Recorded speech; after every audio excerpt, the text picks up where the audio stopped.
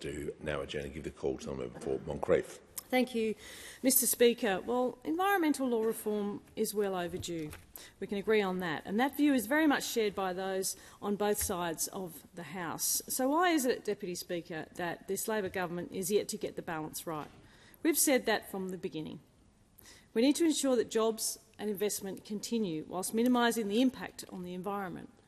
And it's important to note that investment is in decline in this country. But this reform is simply too important to get wrong. In its current form, and from the amount of draft legislation that we have seen, Labor's environmental laws risk being nothing but a gift to our overseas competitors, and it will be a blow to Australian industry, business and workers. That's jobs, that's income, that's families, that's communities. This also risks the government's latest critical minerals deal with the US. And for what? To appease the Green groups? To keep the door open for negotiations with the Greens? Or to appease the left faction of the Labor caucus? Seems like a contrast to Labor's so-called productivity agenda, because the proposed plan might please the far-left activists, but it seriously risks Australian jobs, projects and prosperity. Australia can protect the environment and still get things built right now. Labor's laws will do neither, because every added layer of bureaucracy makes it harder for projects to get off the ground. That makes it easier for investment and jobs to go offshore. Labor's reckless decision to prioritise the interests of Green groups over jobs and productivity puts reform on life support. We suggested a genuine option to fast-track and streamline reforms right now.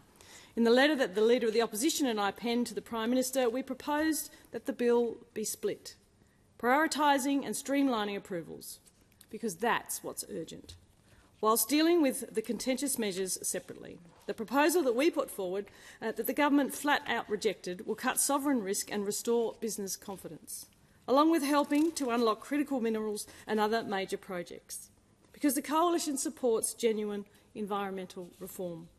Splitting the bill means Parliament can move immediately on these reforms. Again, we know they're long overdue. We know that approvals are taking far, far too long. And we must ensure jobs and growth without being held hostage by Labor's more controversial proposals. Because despite what those on the other side of the House claim, the Coalition supports genuine environmental reform. We strongly believe we need to care for the environment. The Coalition's record on the environment, particularly under the Leader of the Opposition's leadership as Environment Minister, is one we are so very proud of. As the Minister, she led the development of reforms to fix the approvals process. And in 2022, the Coalition announced a $1 billion Great Barrier Reef Fund. Our $280 million Recycling Modernisation Fund drove a $1 billion transformation of the waste and recycling sector. We invested billions in threatened species, habitat restoration, marine conservation and environmental projects. And under the Morrison government, Australia's investment in renewable energy continued to break records. We have a proud history of environmental conservation in our party. An investment that saw renewables ultimately make up almost 1/3 of our energy mix. They're just some of the many initiatives and investments made by the Coalition. So when we say the government is again rushing through complex, untested legislation, we have the credentials to back that up, going all the way back to Malcolm Fraser, who put protections on the Great Barrier Reef. And when industry backs up these claims, you know there are alarm bells ringing. This legislation will put billions and billions of dollars of investment and thousands of Australian jobs at risk. Instead of speeding up decisions, they're creating a system that will stop projects dead in their tracks. We need certainty and we need balance.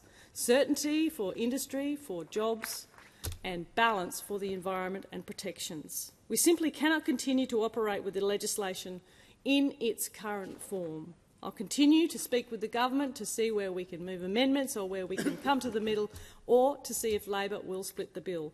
We cannot wrap industry up in additional red and green tape, and we must protect our environment. There is a way forward. The question is the House do now adjourn, and I give the call